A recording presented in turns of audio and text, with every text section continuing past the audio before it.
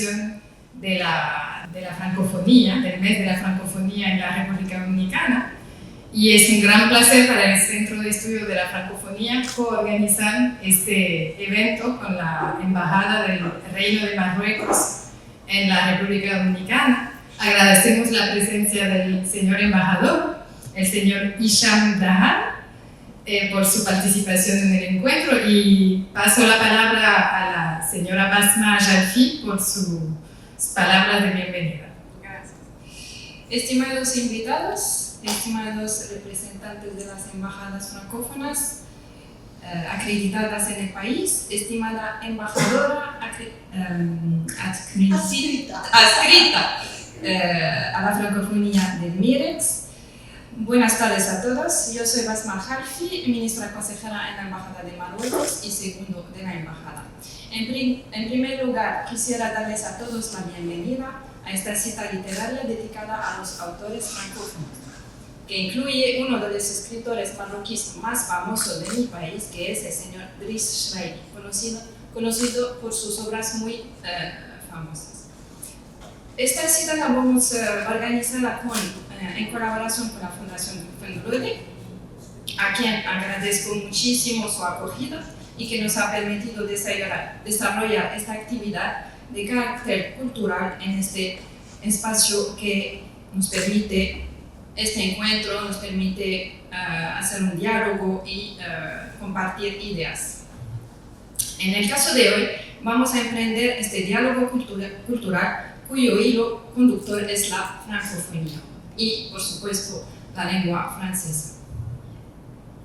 Esta iniciativa, impulsada por la Embajada del Reino de Marruecos y a la que se unieron las embajadas acreditadas en el país, tiene como objetivo el aunar voluntades, abrir canales de entendimiento y utilizar la lengua común francesa como punto de encuentro.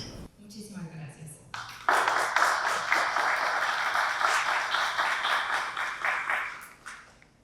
Muchas gracias a Basma por la coorganización de este encuentro. Pues ahora nos toca presentar al panel para luego pasarles la palabra.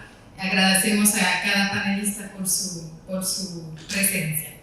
Entonces, empezando con la primera persona, el señor embajador de Haití, el señor Smith Augustin, nacido en Haití, Carrefour, es filósofo, jurista, especialista en derechos humanos y sociólogo de formación, pero se define personalmente a la vez como un apasionado de la literatura y de las relaciones haitiano-dominicanas.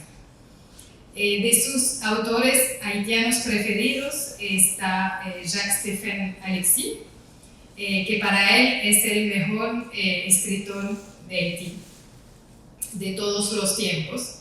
Y también está el gran novelista haitiano vivo, que es Dany Laferrière.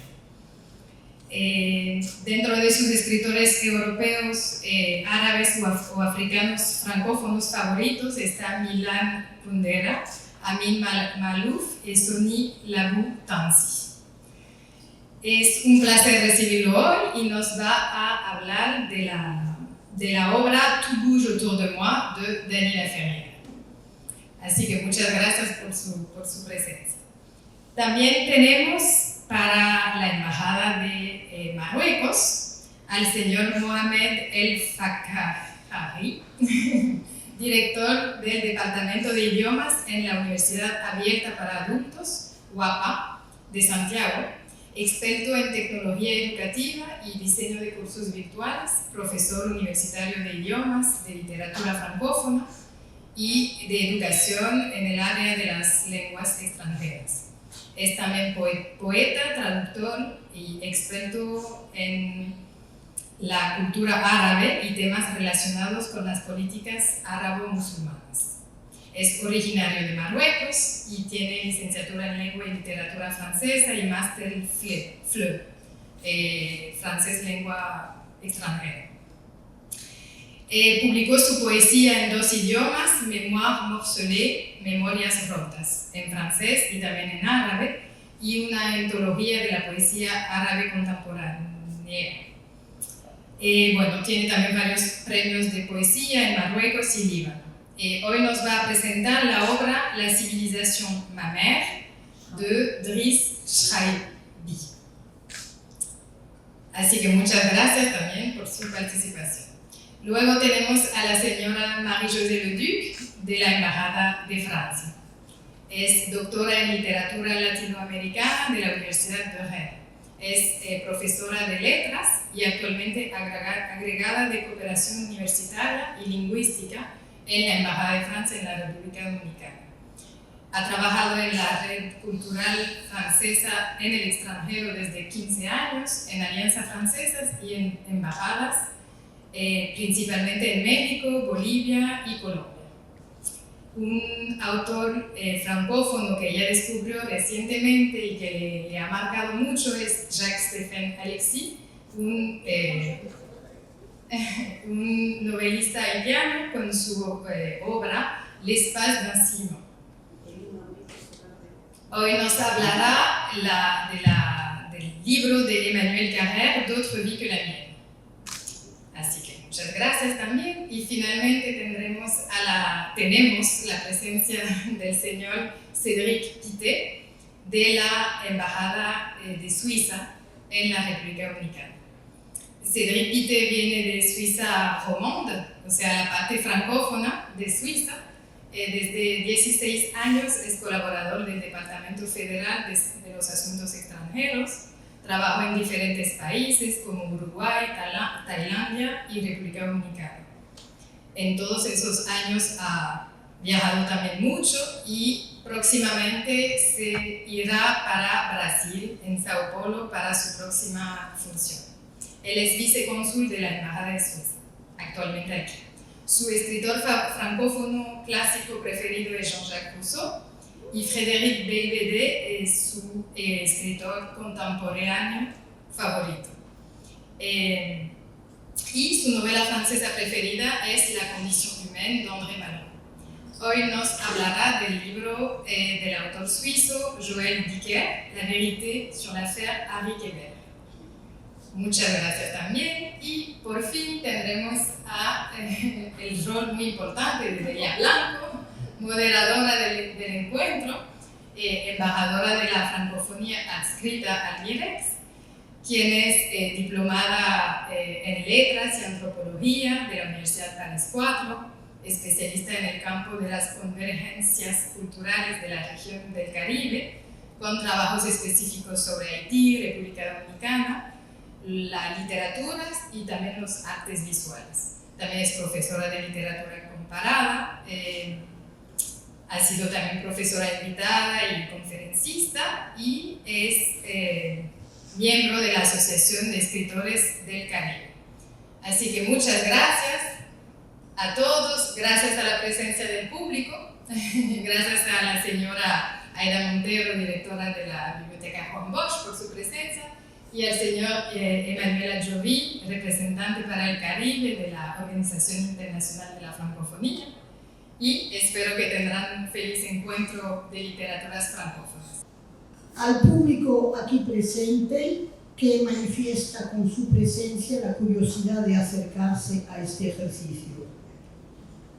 Un agradecimiento particular a Claire Guillemin, directora del Centro de Estudios de la Francofonía de Fulgode, y a Basman, representación de la Embajada del Reino de Marruecos, quienes han tenido la idea de traer esta revista de prensa literaria, porque ellos y él les van a vender un libro.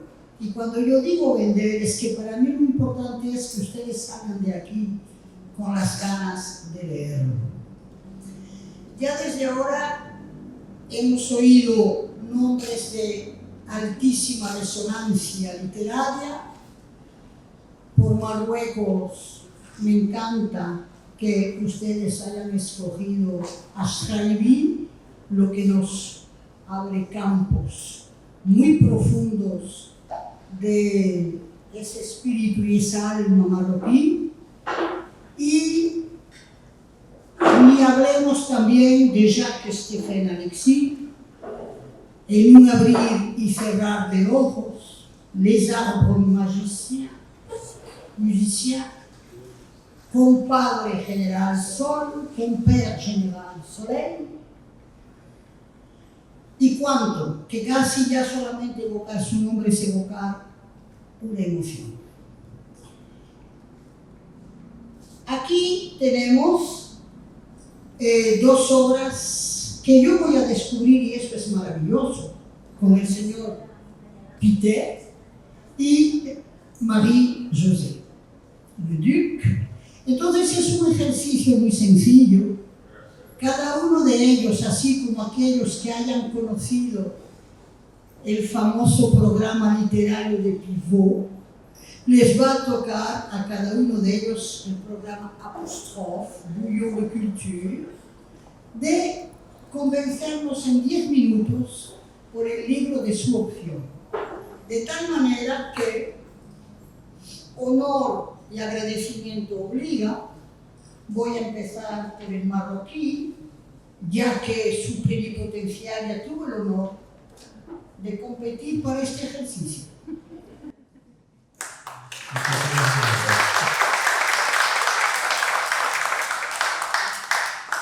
Bueno, para mí es un inmenso honor estar aquí hoy en día, sobre todo en compañía de nuestra querida Delia y de los demás. Pero para hablar un poquito de la literatura marroquí, de expresión francesa, y hablar específicamente de Driss Raimi, es como hablar de Pedro Mir y Salomé Oreña para la República Dominicana. Driss Raimi fue una de las figuras literarias marroquíes más emblemáticas en su quehacer literario, en su forma de abordar los asuntos sociales y políticos de la época colonial y postcolonial en Marruecos, en lo que tiene que ver con la condición del ser humano.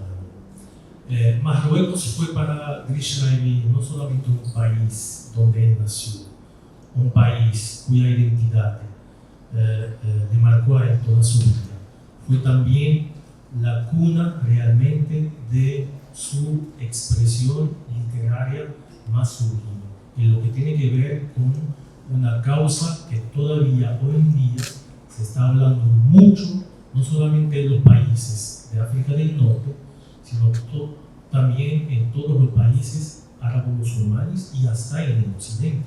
Es la condición femenina, la emancipación de la mujer. Driss Raimi nació en una ciudad en el centro de Marruecos que se llama El Jadida, la nueva, para traducirlo así al español. Nació en 1929 y creció en una familia burguesa, o sea, no ha pasado necesidades, no ha pasado dificultades en la vida. Nació en una familia que tiene muchos recursos, en el medio de una época colonial en Marruecos. Y precisamente el libro de que vamos a hablar hoy, que es La civilización mamère, la civilización mi madre mía, por supuesto, que apareció en 1972, y de hecho este libro fue reeditado. Hay muchas ediciones de 3 casas editoras francesas. La primera fue Noël, la segunda de Folio y la tercera de Gallimard. Y el que conoce esas casas editoras de mucho prestigio sabe la calidad del estilo que hay ahí en este libro, sobre todo un libro que se divide en 2 partes, ahorita lo vamos a mencionar. Entonces, Driss Raimi en 1945 fue a Francia a empezar una nueva vida. Empezó a estudiar ingeniería química para convertirse en un científico, pero no le gustó la ciencia por un momento, así. Entonces se orientó después hacia la literatura. Su trabajo en Radio France, de la productora ahí, le abrió todo un mundo de expresión literaria. Fue ahí donde él empezó a componer su primera novela, Le Passé Simple. Le Passé Simple en 1955.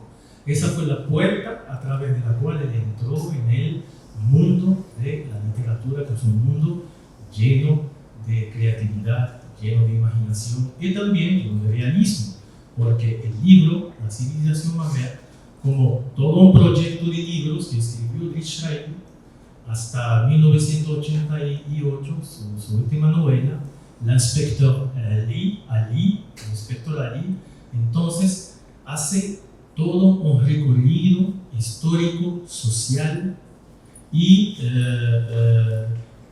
cultural de la condición humana en Marruecos. Después él se casó con dos mujeres. La primera fue entonces Catherine, con la cual él creó 5 hijos.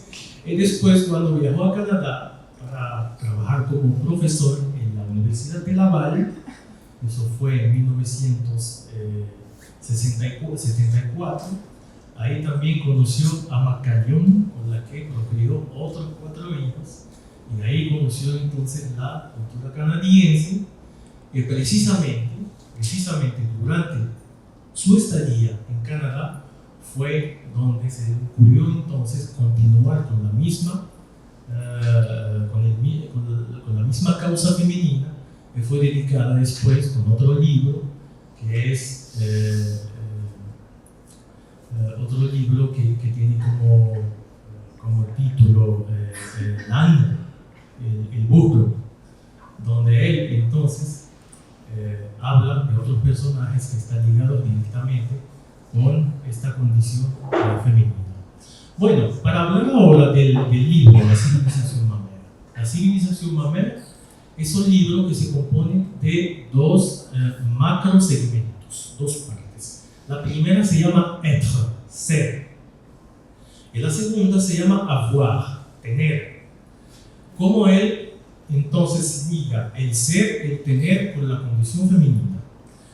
El narrador en este libro, en la primera parte, que es el ser, es el pequeño hijo de una mujer que procreó 2 hijos, una mujer que se casó a una edad muy temprana, casi adolescente, y su único mundo se limita a la casa de su marido, como lo vivía antes en su infancia en la casa de su padre. Lo único que sabía esa mujer es dedicarse a sus 2 hijos y dedicarse a su marido. No sabía prácticamente nada, era una mujer analfabeta. Ahora, en esta parte, los verdaderos protagonistas, yo diría yo, no es más bien los hijos pequeños que sacaron a esa mujer de un mundo de analfabetismo, de ignorancia, un mundo muy limitado, sacarla a un mundo totalmente diferente fuera de la casa, a descubrir la naturaleza, el canto de los pájaros, a ver las flores. Empezaron a sacar a su madre en escondidas, a ver esos lugares para que ella tuviera un contacto directo con el mundo exterior, porque quería decirle a ella, la vida no se limita solamente a la casa, pero hay todo un mundo afuera que descubrir. Ahora, esta mujer empezó a aprender poco a poco a conocerse a sí misma, a adquirir su propia identidad. De ahí viene entonces el título de la primera parte, que se llama être. Empezó a descubrirse, a adquirir su propia identidad como mujer, como parte muy influyente de la sociedad marroquí, y que tiene derecho, por supuesto, a aprender y a descubrir el mundo exterior. Esta mujer, tan ingenua, tan inocente, tenía una confusión en lo que es su relación con su marido. Pensaba que el marido era una parte de una sociedad patriarcal, muy rígida, cosas que ella aprendió por sí sola en su primera familia, con sus padres, porque, ustedes saben, en aquella época la sociedad marroquí todavía era una sociedad muy conservadora, es decir, los valores no se discuten, son leyes. Y por causa de la colonización francesa, había cierta reticencia, cierto, digamos, escepticismo acerca de esa nueva cultura que nos invade a nosotros como como sociedad conservadora, como sociedad musulmana. Pero gracias a los hijos, la madre va a conocer esta cultura occidental, que es la cultura francesa. Entonces, esta mujer empezó a aprender poco a poco de sí misma a través de sus dos hijos. Le ayudaban a salir, a reírse, a conocer otra gente, y hasta le regalaban las pequeñas cosas como las flores, la vestimenta, la ropa, el zapato. Ella empezó a descubrirse a través de eso. Entonces, la segunda parte es Azwa, donde ella va a empezar, va a ser una fase transitoria desde lo que se llama el conocimiento sensitivo propio al conocimiento intelectual.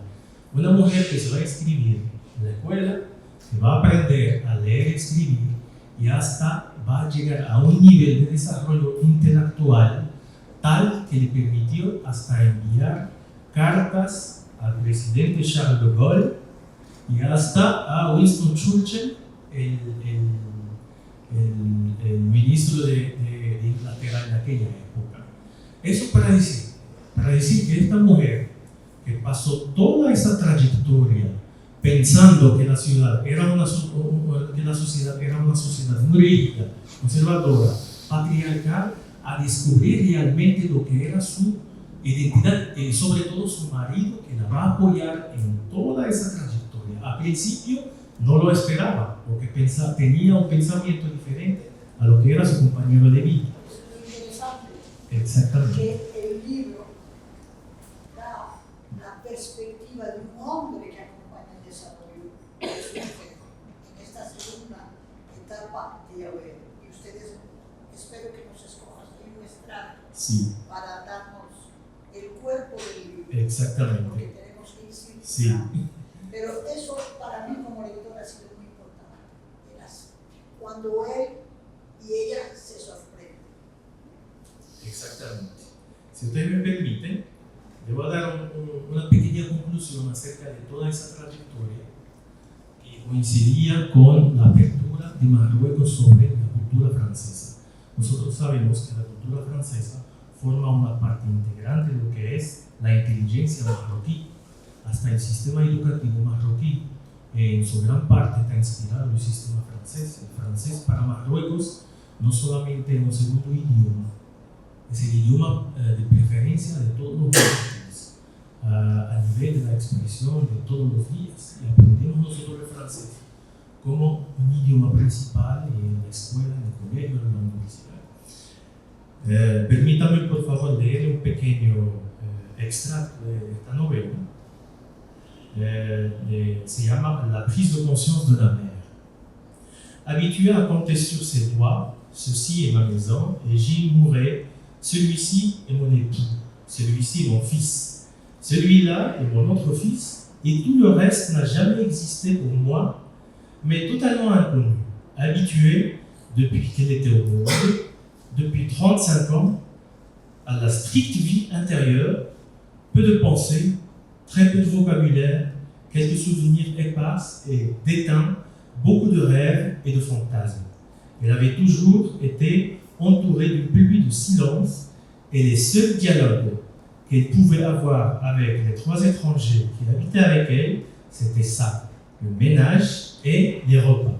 Et sa solitude était d'autant plus âcre et vaste que son activité quotidienne était débordante. Elle moulait le blé, le tamisait, fabriquait de la pâte, faisait du pain, le cuisait, lavait la maison à grande eau et cirait les chaussures, cuisinait, jouait le tambourin, dans ses pieds nus, le thé, la lessive, les gâteaux, le pitre quand nous étions tristes, repassait avant l'aube et le reste du temps et nous écoutait. Pourquoi aurait-elle été malheureuse ainsi? Le bonheur ne s'apprend qu'avec la liberté. Ese es el extracto de esa novela que más me impactó a mí porque es un extracto que marca el descubrimiento de su propia identidad y cómo la va a manejar después en el segundo capítulo del libro. El primer capítulo fue narrado por el niño pequeño, luego se fue a Francia, él encomendó esta tarea a su hermano Najib, que es el hijo mayor, lo cual le enviaba cartas a su hermano a Francia, y entonces se desempeñaba en esta novela como el segundo narrador. Para terminar, voy a decirle esto a ustedes. Esta obra también se enseñó en una de las universidades de aquí de la República Dominicana. Yo la enseñé en la UAPA, en la carrera de educación en lenguas extranjeras, y esta novela recibió mucha aceptación por parte de un público dominicano muy vasto, intelectual, que estudia en las universidades, y pudieron así descubrir Marruecos a través de la literatura. Muchísimas gracias por su atención.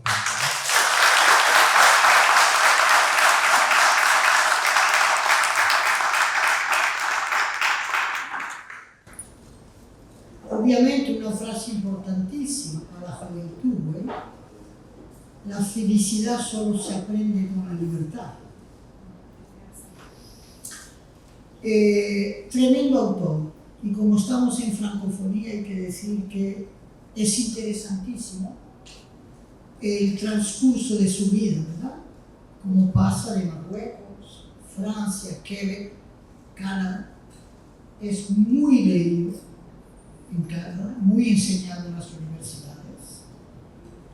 Él estuvo en la Universidad de Laval, como Carmen Geloul, y además, como muchos escritores de Haití, Maximilien Larocque, Roumen. Entonces, para el público aquí presente, esta trayectoria de los francófonos, de los escritores francófonos,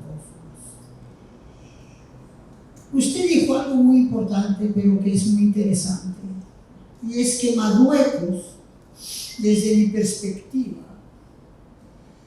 tiene una relación muy noble con la lengua francesa, lo que no le quita nada de la diversidad cultural propia, tanto regional, tanto lingüística, tanto andaluz como berebere, y es como si eso fuera una identidad más.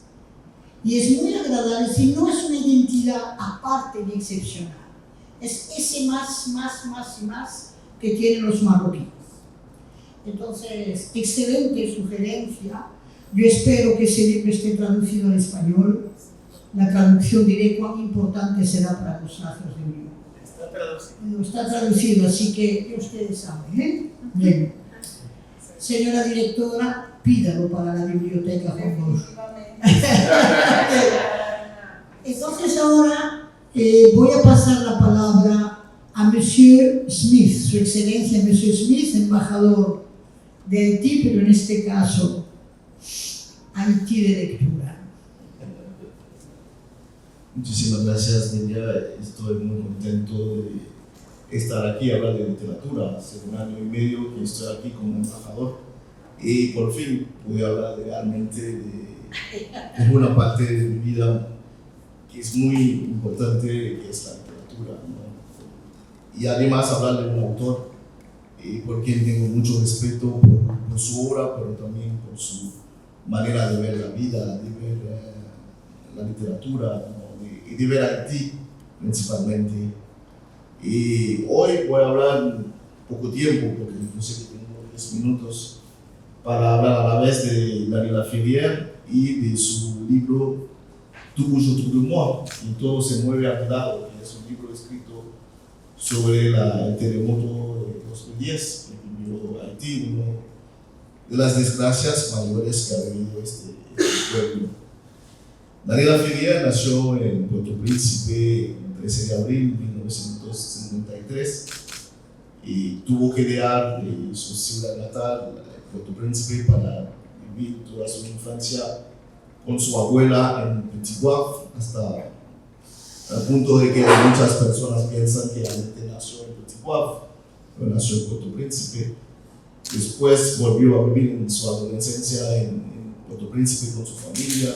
Empezó como joven periodista, tenía 23 años, mataron a su mejor amigo periodista, Castellano, y tuvo que salir a al exilio, escaparse de la dictadura de Duvalier y empezar una vida muy difícil, 9 años como obreros de pequeños oficios en Montreal, y en 85 publicar un libro que se llama Comment faire l'amour avec un ex se fatigue, cómo hacer amor a un negro sin cansarse. Y desde eso se ha hecho muy famoso. Entró en la Academia Francesa, ganó el premio Médicis del libro Le Livre du Retour, que escribió para hablar de su padre, una parte de su vida muy difícil porque realmente no vivió mucho tiempo con su padre. Y ahora David Laferrière es una estrella de la literatura francesa, miembro de la Academia Francesa. Pero no es por eso que escogí este libro. No, escogí este libro, le voy a decir por qué. Un libro sobre el terremoto de Haití, que empieza así, y ya empezó la vida. Empieza así, ya es la vida. Y termina con esta frase diciendo que está en París, que hay una pareja que está haciendo el amor en la habitación al lado, y con esta música de esa pareja, lo que hacen en su experiencia sexual, termina el libro. Y uno se dice, pero qué descarado, ¿no? Que este tipo que habla de un terremoto y termina diciendo eso. Pero por eso mismo que yo hablo de este libro, porque David Laferrière no deja que la desgracia termina con su gracia, con su felicidad. Él dice que Duvalier, la dictadura de Duvalier, de 29 años, dirigiendo a Haití, lo que quería realmente es quitar la felicidad al pueblo haitiano, quitar la vida a este pueblo, pero él dijo que él no va a dejar que ni la dictadura ni la desgracia del exilio acabe con su vida. Y su obra literaria es hacer ver a él, a Haití, en su mejor momento. Por eso que escribió este libro, para salir de toda esta, diría, pornografía de la violencia, del terror, de todo lo que está diciendo en la prensa, eso de Haití, en 2010, que quería hacer ver otra cosa. Porque él lo que vivió, por eso que escribí este libro, que quería presentar también, como yo escribo como vivo. Él dice que hay que agarrar la vida por lo que da, por su mejor lado, ¿no? Un niño, como lo acabo de decir, que tiene que separarse de su familia, a vivir con su abuela, podía tener una infancia difícil, ¿no? Podía tener una infancia que define su trayectoria después como desgracia. También un pobre joven que llega a Montreal en lo que se llama el infierno del exilio, ¿no? Podía no escribir el libro, podía no ser un escritor, pero él piensa que la vida hay que agarrarla desde su lado frágil, pero desde su belleza. Y por eso que este libro no habla solamente de muertos, no habla solamente de sueños rotos, sino de un pueblo que se puso de pie desde el mismo día que pasó la tragedia. Por eso que David Laferrière habla en el libro, y yo voy a leer este extracto, que el otro día, el 13 de enero, se encontró con una vendedora de mangos y estaba vendiendo sus mangos como que nada había pasado. Y él vio este pueblo que no abandona nada, ¿no? Y creo que Haití es así. La gente que conoce a Haití mucho desde el corazón, no desde el pensamiento, no desde los prejuicios, entiende que es un pueblo que nunca será por vencido. Este libro es el testimonio de eso. Nadie realmente en su mejor profundidad de su ser se da por vencido. Y eso es para mí lo que resume la vida y la literatura de David Laferrière. Su vida es una tragedia, pero una tragedia transformada desde la literatura como un tesoro. Termino leyendo esa parte que me gusta mucho del libro y yo realmente les invito, si no lo ha hecho, a descubrir este gran autor que es David Laferrière.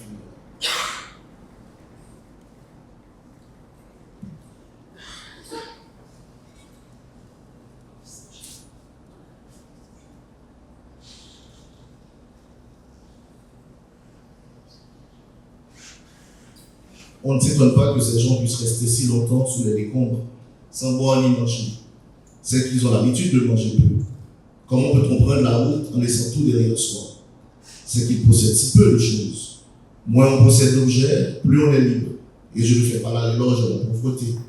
Ce n'est pas le malheur d'Haïti qui a ému le monde à ce point. C'est plutôt la façon dont ce peuple a fait face à son malheur.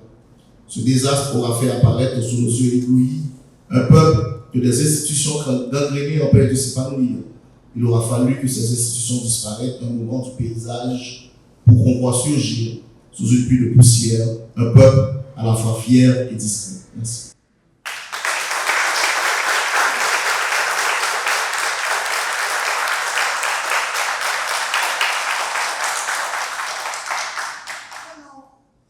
En realidad, la reflexión que da Daniela Ferrier en esta obra es una síntesis de cómo el pueblo como colectividad reacciona, se reubica frente a una tragedia persistente sobre su destino. Y Daniela Ferrier tiene una dualidad de personalidad, y es que quien lo conoce parece un bufón de los tiempos modernos, un payaso con él mismo, pero en el fondo con una trascendencia de pensamiento y de posición a través de su escritura y de su vida, que asocia el destino de Haití con su misma fuerza de vida. Y todo eso está dentro de su obra. Permítame, señor embajador, que ahorita usted tradujo su obra Comment faire l'amour avec un nègre. Et vous avez dit comment faire l'amour à un nègre. No es la misma. Es cómo hacer el amor con un negro, y no cómo hacer el amor con un negro. Divinidad de la preposición, de las lenguas latinas. Claro.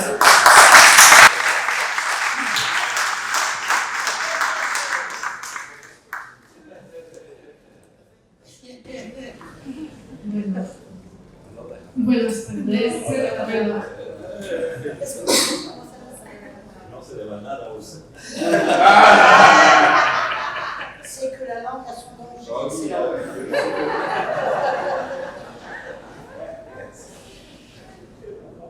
Bueno, vamos a cambiar de registro. Bueno, buenas tardes. Yo decidí seleccionar este libro de Emmanuel Carrère, que se llama De vidas ajenas. Lo tradujeron en español por este título. Bueno, quizás hablemos en otro momento de por qué este título en español no me pareció tan bueno. Pero Emmanuel Carrère es un autor que he leído mucho estos últimos años y lo he visto desarrollar una obra para convertirse en uno de los autores contemporáneos franceses de mayor importancia, al lado quizás de Michel Houellebecq. Así que les voy a presentar esta novela. Antes que todo, quiero hablar del trabajo que hizo. Primero, Emmanuel Carrère empezó con novelas de ficción hasta el año 2000, y en el año 2000 dio un giro brutal a su escritura con una novela que se llama El adversario. Hubiera podido hablar de esta novela hoy, pero escogí esta. El adversario en 2000 es una búsqueda personal de Emmanuel Carrère acerca del caso Romo. ¿Qué es el caso Romo? El caso Romo es un suceso trágico. Es un señor quien en toda su vida construyó toda su vida en torno a la mentira. Durante 18 años este señor hizo creer a su familia que era médico, que trabajaba en Ginebra para la OMS, y no era cierto. Y cuando vio que su mentira estaba a punto de desplomarse, prefirió matar a su esposa, a sus hijos, a sus padres, hasta el perro. Al final incendió la casa, pero lograron los bomberos sacarlo a él vivo y tuvo un juicio y estuvo más de 25 años en prisión. Ahora está viviendo en un monasterio. Así que Emmanuel Carrère se interesó por este hombre, por esa trayectoria, y le llevó 7 años a escribir el libro El adversario. Fue una prueba para él, fue algo muy difícil, porque un escritor cuando empieza a ahondar en esos temas de la psique humana, del mal, es una experiencia muy devastadora también para el escritor. Así que a raíz de este libro del adversario, él empezó a dejar de lado la ficción y adentrarse más en la vida de los demás, las vidas ajenas, también su vida, pero las vidas ajenas. En el 2009 publicó De vidas ajenas, d'autres vies que la mienne. En el 2009 yo vivía en la ciudad de Lyon, en Francia. Y un día, volviendo del trabajo, estaba leyendo un periódico cultural y me entero en un párrafo pequeño que el escritor Emmanuel Carrère está dando una charla en una librería. Llego a casa, le anuncio eso a mi esposo y decidimos ir a ver el evento. Llegamos a la librería, había una cola enorme, muchos lectores y terminaron por aceptarnos en la charla, nos arrinconamos en un lugar chiquito y ahí escuchamos a Emmanuel Carrère. Escuchar a Emmanuel Carrère es como leerlo, como leer un libro de él.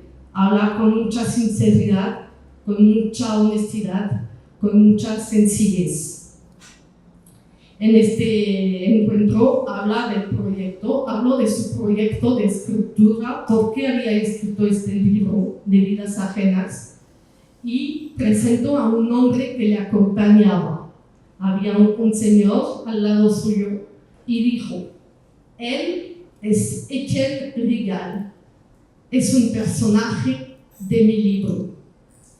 En este momento una emoción muy fuerte sacudió a la asistencia, porque la mayoría de la gente presente había ya leído el libro, lo que no era mi caso. Étienne Rigal se presentó con mucho humor, dijo: yo soy un juez de instrucción y me falta una pierna porque padecí 2 cánceres. Lo hizo con mucho humor, con una facilidad de expresión, con mucha elegancia, también con mucha complicidad con el escritor. Se veía que el escritor había encontrado como un alter ego en este señor juez. Salimos de la sala, de la librería, salimos realmente muy abrumados por la intensidad del encuentro. Unas semanas después, yo estaba leyendo el libro, me andaba como la mitad de mi lectura y estaba por el centro de la ciudad. Y en la ciudad de Lyon hay una plaza enorme, la plaza central, la plaza del Cours, y al momento que estaba cruzando la plaza, vi llegar de lejos una silueta, una persona con un paso un poco torpe, y poco a poco, a medida que nos acercábamos el uno al otro, pude ver que este señor lo conocía. Era el personaje de la novela que estaba leyendo, era el Étienne Rigal. Fue un choque brusco, porque usted sabe, cuando uno se topa, por ejemplo, con un actor de cine, es un choque porque lo ha visto en 100 películas, pero lo ha visto desempeñar papeles ficticios. Mientras ahí, el día que me encontré con Étienne Rigal por casualidad en la calle, me encontré con una persona verdadera, porque Emmanuel Carrère, en este libro, cuenta detalles muy íntimos de la vida de Étienne Rigal. detalles que a veces no había contado a nadie, ni a su pareja, y salieron en el libro. Así que es la experiencia de Emmanuel Carrère. Yo creo que la experiencia es que él hace que la realidad entra en la literatura y que la literatura se vuelva un poco realidad.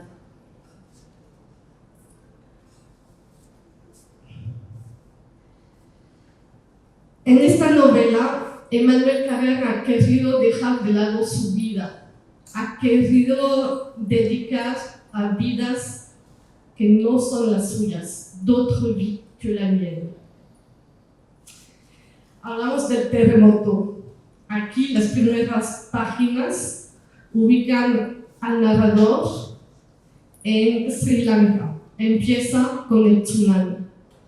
No termina con una escena de amor, no precisamente, pero termina con amor. El amor por una hija. Emmanuel Carrère estaba en Sri Lanka cuando hubo el tsunami. Estaba allá con su compañera Hélène y bueno, vivieron unos sucesos trágicos, fueron testigos realmente del dolor de turistas franceses que estaban con ellos, que perdieron seres queridos, una hija de 4 años. Y es lo que está narrando en una primera parte del libro. Es toda esa experiencia de Sri Lanka y del dolor. Luego, las circunstancias lo llevan a compartir con Hélène, su novia, que se va a volver su esposa. Las circunstancias lo llevan a compartir la muerte de Juliette, que es la hermana menor de Hélène. Juliette es una mujer de 30 años, madre de 3 hijas, que padece un cáncer por segunda vez, quien es juez de instrucción y que trabaja con Etienne Rigal. Así que él va a sentir como una necesidad de hablar de esta historia, de la historia de Juliette. Voy a leer un pasaje, un extracto. Yo decidí cómo leer en español, lo encontré aquí. Hay muchas obras de Emmanuel Carrère traducidas en español y que pueden encontrar aquí. Es el momento después de la muerte de Juliette, y él está en la cocina de su casa hablando con Hélène, su mujer. Ella le dice: cuando éramos pequeñas, yo tenía celos, porque ella era la más pequeña y la más guapa. Sí, te lo aseguro. Tú solo la has visto al final. Te enseñaré fotos. Hélène iba a buscar unos álbumes. Los extendía encima de la mesa de la cocina. Yo ya los había hojeado con ella al sacarlos de unos cartones cuando nos mudábamos. Pero entonces yo solo me fijaba en Hélène. Ahora miraba a Juliette. Juliette niña, Juliette muchacha. Y era verdad, era guapa. No sé si más que Hélène, no me lo parece. Pero era guapa, sí, muy bonita. Y en absoluto severa, como yo me la había imaginado, sin duda debido a su profesión. Miraba su sonrisa, miraba las muletas que nunca estaban lejos en la foto, y no me parecía valiente, sino viva, plena y ávidamente viva. Fue después de haber visto estas fotos cuando le hablé a Hélène de mi proyecto. Temí que se escandalizara. Su hermana, a la que yo no había conocido, acababa de morir y yo decidí escribir un libro sobre ella. Tuvo un momento de asombro y después lo juzgó justo. La vida me había puesto en aquel lugar. Etienne me lo había designado y yo lo ocupaba. A la mañana siguiente, en el desayuno, Hélène se rió de verdad y me dijo: me haces gracia. Eres el único tipo que conozco capaz de pensar que la amistad de dos jueces cojos y cancerosos que estudian a fondo expedientes de deudas en el Tribunal del Bien es un argumento fantástico. Además, no se acuestan juntos y al final ella muere. ¿He resumido bien? ¿Es eso la historia? Lo confirmo, es eso. Emmanuel Carrère construye su relato con una escritura muy precisa, muy sencilla, que ahonda en los más pequeños detalles del cotidiano, como esta discusión en la cocina entre la mujer y el esposo. Habla mucho de la vida de sus personajes, como le decía, de los detalles más íntimos. Utiliza una técnica narrativa eficaz, mezclando varias temporalidades. Habla al lector como si fuera un amigo, comparte con él sus dudas, los momentos donde no se encuentra a la altura. Por ejemplo, en un momento durante el tsunami, su mujer es periodista, su mujer, y va a visitar un hospital donde hay muchos cadáveres y se va con un hombre del hotel. Y él, en lugar de apoyarla, se siente celoso y lo dice. Es el tsunami, hay la ola y los cadáveres, pero igual con eso, su mujer hace su trabajo de periodista, pero él no puede impedirse sentirse celoso. Así que siempre se pone en su lugar con sus pequeñeces y muchas veces ve en los demás cosas más grandiosas de lo que es él. Antes de publicar este relato, solicitó a todos sus personajes que sí lo podía hacer. Como les dije, hay detalles íntimos que ellos no habían comentado con nadie a veces. Así que él les preguntó a todos lo que opinaban y que si podía publicar el libro así.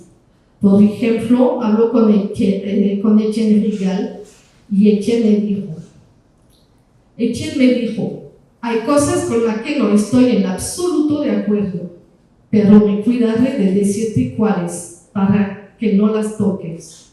Me gusta que sea tu libro.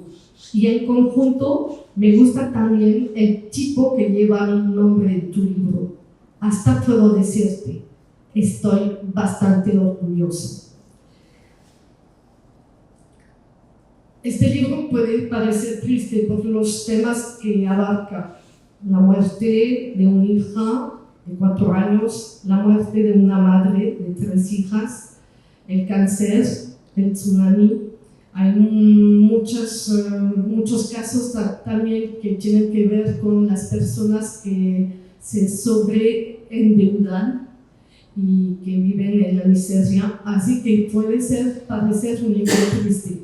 Muchos críticos dijeron, y yo lo leí, lo volví a leer, y creo que estoy de acuerdo en eso. Muchos críticos dijeron que es un libro que tiene virtudes terapéuticas. Y creo que sí, aunque abarca la difícil condición del ser humano, envía al final un mensaje que ayuda a vivir. Es un poco el contrario del adversario. En el adversario hacía el retrato de un hombre que hizo el mal, que mató a la familia, que se destruyó a sí mismo y luego destruyó a los demás. En este libro, al contrario, enseña que los seres humanos, a pesar del dolor, logran encontrar el amor otra vez. Muchas gracias.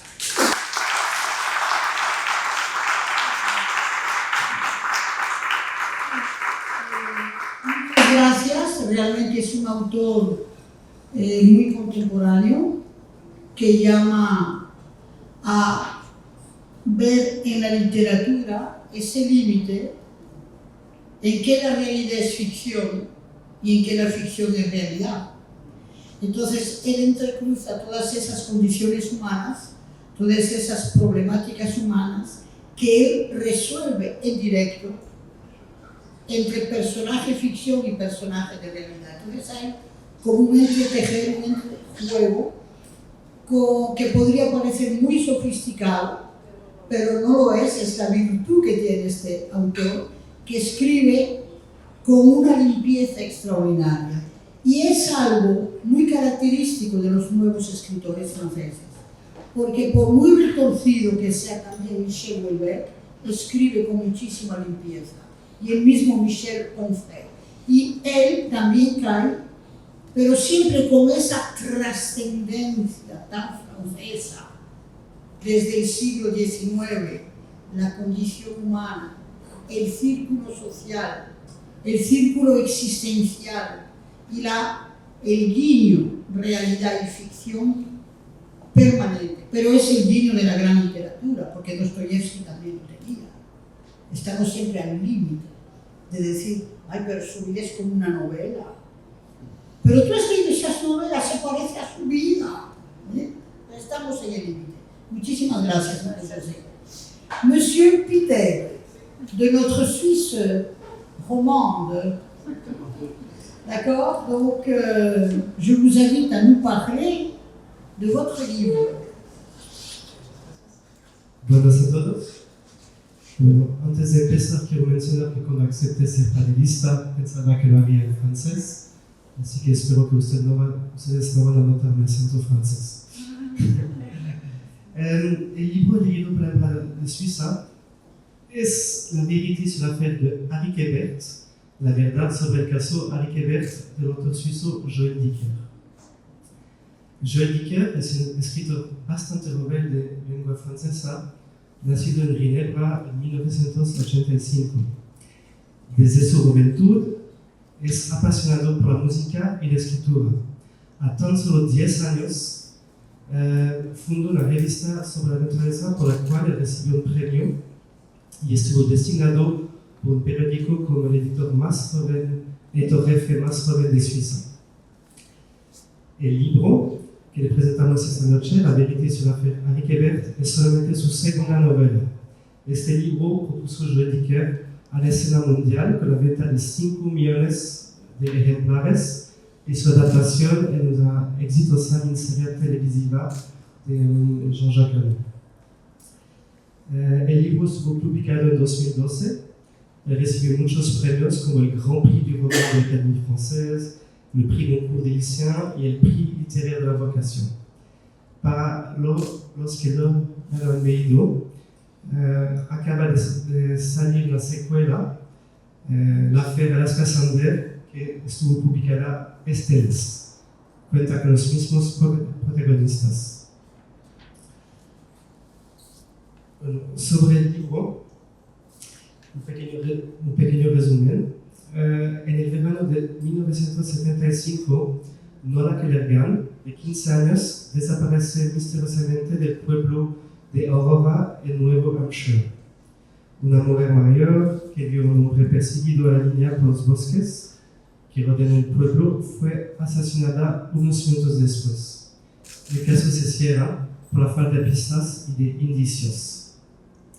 En Nueva York, 33 años después, en 2008, Marcus Goldman es un joven escritor que acaba de alcanzar el éxito con su primera novela. Pero el éxito dura poco, ya que su editor le exige un nuevo libro y le amenaza con una terrible demanda si no lo escribe a tiempo. Marcus, necesitando de inspiración, va a New Hampshire para quedarse con su viejo amigo y antiguo profesor universitario Harry Quebert, también un autor de un bestseller. Marcus, que sigue sufriendo el bloqueo del escritor, regresa a Nueva York sin haber escrito. Unos días después, una llamada telefónica pone su vida patas arriba. Quebert, su profesor y mentor, acaba de ser detenido por la policía. En su propiedad se ha encontrado un esqueleto enterrado que resulta ser el de Nora Kellergan, desaparecida 33 años antes. Es más, el manuscrito del bestseller de Quebert se encuentra con ella. Convencido de la inocencia de su amigo, Marcus decide ayudarlo tratando de entender lo que sucedió 33 años antes en este pequeño pueblo de Nuevo Hampshire, que probablemente sea menos pacífico de lo que uno podría imaginar. Ayudado por un agente de policía que está tan insatisfecho como él con los resultados preliminares de la investigación, reabre el caso y desentierra algunos de los secretos más sórdidos que se han estado gestando durante 30 años en la tranquila ciudad de Aurora. Rápidamente se ve desbordado por los acontecimientos, la investigación se hunde y él se ve amenazado. Para limpiar el nombre de Harry y salvar su carrera de escritor, debe responder a 3 preguntas. ¿Quién mató a Nora Kellergan? ¿Qué ocurrió en Nuevo Hampshire en el verano de 1975? ¿Y cómo se escribe una novela de éxito? Le voy a leer unos pasajes en francés para darse cuenta del libro.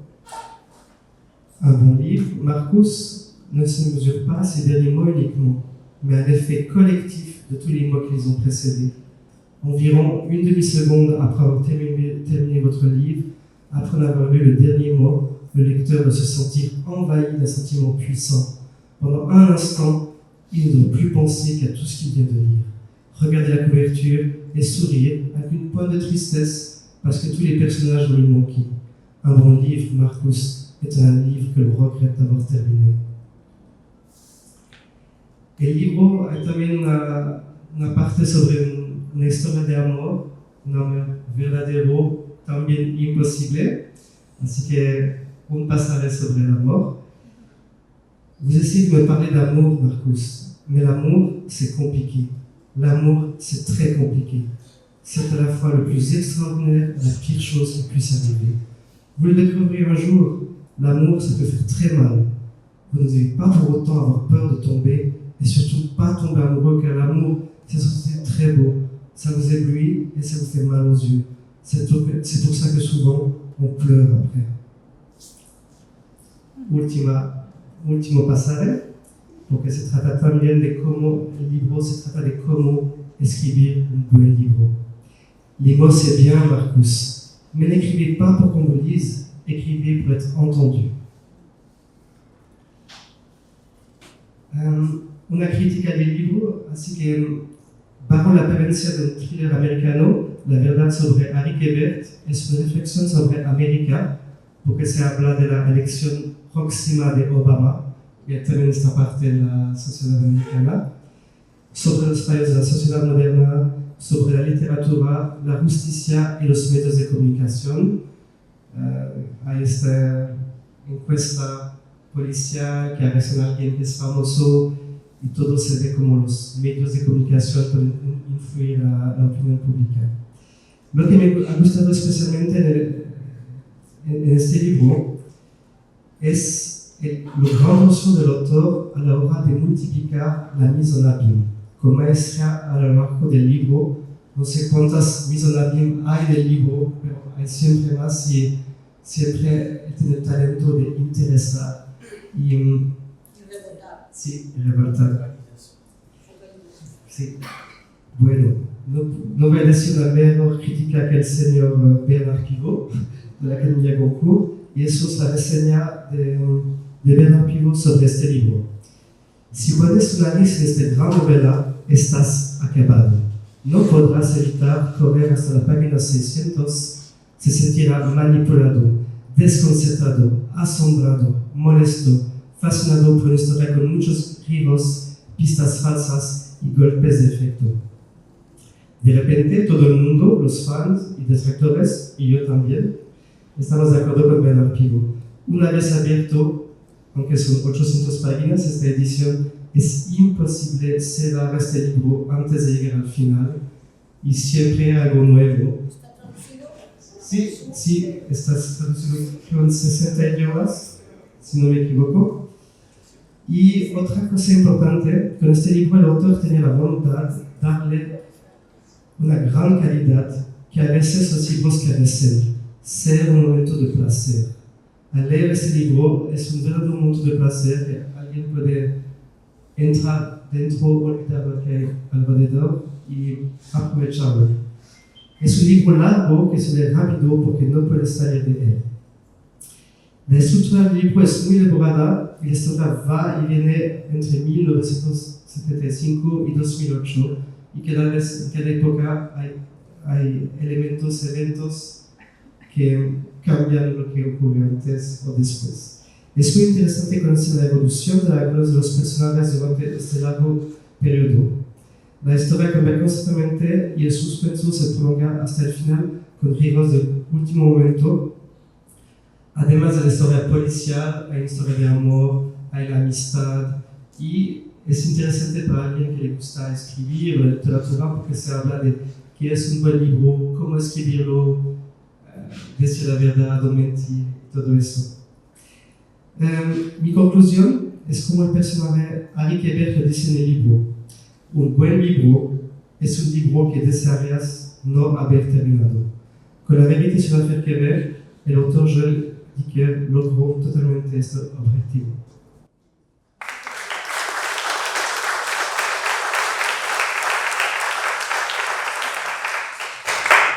Muchas gracias a nuestros 4 panelistas que nos han podido destacar una gran diversidad de temas. Veo que aquí hay mucha juventud, ¿verdad? Y si bien la francofonía es lengua, la francofonía es lenguajes de los imaginarios, nutridos en los lenguajes de las culturas, de las situaciones, y que vinculan con una apropiación de cada cultura de esa lengua que nos hace literatura. Como podemos ver, es una literatura sumamente rica, sumamente intensa y que nos da año tras año muchas novedades editoriales. Y el encuentro de hoy nos ha demostrado, ¿verdad?, que hay una vigencia y un rejuvenecer permanente en la literatura de los países francófonos, permanentes. Casi todos los países francófonos son grandes países de literaturas. A mí me toca defender ahora lenguajes literarios de la literatura dominicana, lo haré de manera muy corta. Los autores dominicanos empiezan a ser traducidos desde hace 20 años para ahora, y yo hablaré hoy de 2 autores. Para quienes aquí estén presentes de las delegaciones académicas y delegaciones plenipotenciarias, tomen en cuenta uno de nuestros mayores escritores, partido este año, fallecido este año, Marcio Veloz Mayolo, gran catedrático, antropólogo, etnólogo, que murió a los 83 años y que tiene una obra magistral que ha sido traducida en francés, partiendo de la editora española Siruela, que está en las editoras Siruelas españolas, y que Anne-Marie Métivier en Francia tradujo. L'homme à l'accordéon, el hombre del acordeón, y la obra mayor para mí es Sombra Castañeda, biographie d'un apprenti sorcier. Es la obra matriz que da toda su obra. Es una narratología de una estética donde trasciende la realidad de un mestizaje cultural dominicano, afroamericano, indígena taíno, español, y siempre aparece un árabe en sus historias, porque tenemos en República Dominicana una trascendencia de una presencia árabe de la comunidad siro-libanesa muy importante, y ese autor realmente evidencia siempre ese aspecto cosmopolítico y ese puzzle de la sociedad dominicana. Y uno de nuestros mayores poetas, Manuel Rueda, autor de una obra magistral que fue publicada en por el Banco Central, título Macandal, obra saludada, gran poema contemporáneo surrealista épico, saludado por Maximilien Laroche, que le hizo una de las mayores críticas dentro de la universidad, y que, si ustedes me permiten, podré aquí leerles algo de Macandal. Con permiso. ¿Me permites, María? Gracias. Con permiso. Bien. Gracias. Comment survivre alors que nous sommes à peine nés? Si nous sommes encore le prétexte, sommes-nous un signe des jours à venir, ici, dans ce crépuscule insulaire, où nous brûlons et nous nous épuisons pour que resplendissent des temps nouveaux? Nous venons des mers et nous avons pris la montagne qui nous a accueillis avec nos battements de tambour, danse au clair des lunes. Je suis l'homme des îles. Macandal, tu es l'homme de l'île. Petitesse sur petitesse, le ciel sur la tête, tu es venu ici, avec des milliers d'ailes. Toi, mon vieux, tu es un ange en loques, tu es le mendiant de mon temps, avec ton sac plein de merveilleux recroquevillés à mes pieds pour purger tes écailles. De ce côté-ci, nous sommes l'île. Nous sommes la créature millénaire qui respire dans les profondeurs de mon sang. Parle-moi. Dis-moi que tu es aussi le héros de mes fantaisies et le miroir de mes colères, où les esprits apparaissent et disparaissent. Quel visage nous reconnaîtrons demain, quand nous serons et nous reviendrons à cet esprit insulaire? Eh bien, es el espíritu dominicano, excelencia. Manuel Rueda, oriundo de Montecristi. ¿Y cuándo volveremos a tomar el vuelo del espíritu que está en nosotros, en la isla? Buenas noches.